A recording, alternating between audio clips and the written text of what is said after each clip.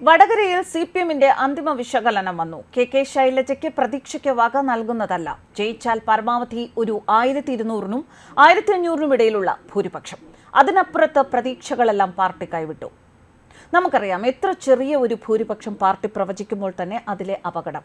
ഷാഫി പറമ്പിൽ വടകരയിൽ നടത്തിയ വൻ മുന്നേറ്റത്തിൽ നടുങ്ങിയിരിക്കുകയാണ് സിപിഎം.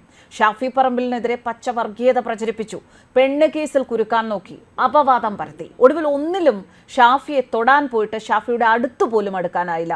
തികഞ്ഞ മതേതര ആശയത്തിന്റെ ദീപസ്തംഭമായി ഷാഫി പറമ്പിൽ നിലകൊണ്ടപ്പോൾ ഇളക്കിവിട്ട വർഗീയ പ്രചാരണം വടകരയിൽ ഏശിയില്ല. ഇപ്പോൾ സിപിഎം പറയാതെ പറയുകയാണ് വടകരയിൽ പ്രതീക്ഷ വേണ്ട എന്ന്. ഇത് കെ ശൈലജയ്ക്ക് മറുപടിയാണ്. ടീച്ചറമ്മ വടകരയിലേക്ക് അധികം കണ്ണുനട്ടിരിക്കേണ്ട എന്ന മുന്നറിയിപ്പ് തന്നെയാണ്. ബ്രാഞ്ച് ബൂത്ത് തല കമ്മിറ്റികളിൽ നിന്ന് ശേഖരിച്ച വിവരങ്ങളുടെ അടിസ്ഥാനത്തിൽ തയ്യാറാക്കിയ വിശകലനത്തിലാണ് 1200-നും 1500-നും ഇടയിലുള്ള വോട്ടിന്റെ ഭൂരിപക്ഷത്തിനെങ്കിലും കെ ശൈലജയ്ക്ക് ജയിച്ചു കയറാൻ കഴിയുമെന്ന് കണക്കുകൂട്ടുന്നത്. ഇവിടെ മറ്റൊരു കണക്കും ഓർക്കണം. കഴിഞ്ഞ തവണ വടകര ലോക്സഭാ മണ്ഡലത്തിൽ മത്സരിച്ച സിപിഎമ്മിലെ പി ജയരാജൻ 1.5 ലക്ഷത്തോളം വോട്ടിന്റെ ഭൂരിപക്ഷത്തിൽ ജയിക്കുമെന്നായിരുന്നു സിപിഎം കണക്കുകൂട്ടൽ. അന്ന് 1.5 ലക്ഷം വോട്ടിന് ജയിക്കും എന്ന് പറഞ്ഞ സിപിഎമ്മിലെ പി ജയരാജൻ കെ മുരളീധരനോട് തോറ്റ് അമ്പിയിട്ടത് 84,663 വോട്ടിന്റെ വ്യത്യാസത്തിലായിരുന്നു. അതായത് 50,000 വോട്ടിന് ജയിക്കും എന്ന് പറഞ്ഞിടത്തായിരുന്നു സിപിഎം അന്ന് 84,663 വോട്ടിന് തോറ്റുപോയത്. ഇപ്പോൾ 1500 വോട്ടിന് കെ ശൈലജ ജയിക്കുമെന്ന് പറയുമ്പോൾ മുൻ വർഷത്തെ വച്ച് പരാജയത്തിന്റെ ആക്കവും തൂക്കവും എത്ര എന്ന് പാർട്ടിക്ക് പോലും ഗണിച്ചെടുക്കാൻ പറ്റുന്നില്ല. ഇതോടെ കെ ശൈലജ എന്ന പാർട്ടിയിലെ ജനകീയ വിഗ്രഹത്തെ തല്ലിയുടയ്ക്കാൻ ചിലർക്ക് സാധിച്ചു.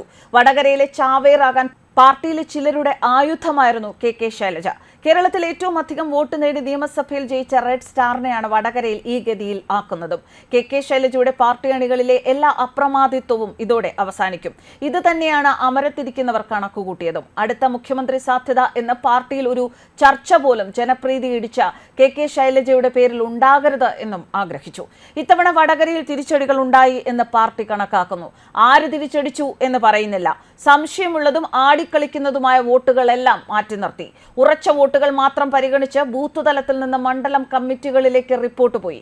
എന്നാലും വോട്ട് നിലയിലെ കുറവ് തങ്ങളുടെ പ്രവർത്തന പോരായ്മയിലേക്ക് വിരൽ ചൂണ്ടിയേക്കാം എന്ന ആശങ്കയിൽ ചില ബൂത്ത് കമ്മിറ്റികൾ യഥാർത്ഥ ചിത്രം നൽകിയില്ല എന്ന വിമർശനവും ഉയർന്നിട്ടുണ്ട്. എൻഡിഎ സ്ഥാനാർത്ഥിക്ക് കഴിഞ്ഞ തവണ ലഭിച്ചത് 80,128 വോട്ടായിരുന്നു. വലിയ മുന്നേറ്റം വടകരയിൽ എൻഡിഎക്ക് സാധ്യമാകില്ലെന്ന വിലയിരുത്തലിലാണ് സിപിഎം. കെ ശൈലജ തോൽക്കണമെന്ന് ആഗ്രഹിക്കുന്നവർ UDF-ൽ മാത്രമല്ല എന്ന് അടക്കം പറച്ചിലുണ്ട്. ശൈലജ കെട്ടിപ്പടുത്ത പാർട്ടിയിലെ വിഗ്രഹം തച്ചുടയ്ക്കാൻ ആഗ്രഹിക്കുന്നവർ പലരുമുണ്ട്. കെ ശൈലജയ്ക്കൊപ്പം ഈ തിരഞ്ഞെടുപ്പിൽ അടിയുറച്ചു നിന്ന് പ്രവർത്തിച്ചത് പി ജയരാജനായിരുന്നു. വടകരയിൽ ക്യാമ്പ് ചെയ്തത് പി ജയരാജൻ മാത്രമല്ല, അദ്ദേഹത്തിന്റെ അടുത്ത ആളുകളും മകനും എല്ലാം കഠിനാധ്വാനം ചെയ്തു. കണ്ണൂരിൽ പി ജയരാജൻ മത്സരിച്ചപ്പോൾ പി ജയരാജൻ അവിടെ കാര്യമായ പ്രവർത്തനമൊന്നും നടത്തിയിട്ടും ഇല്ലായിരുന്നു. News desk കർമാനസ്.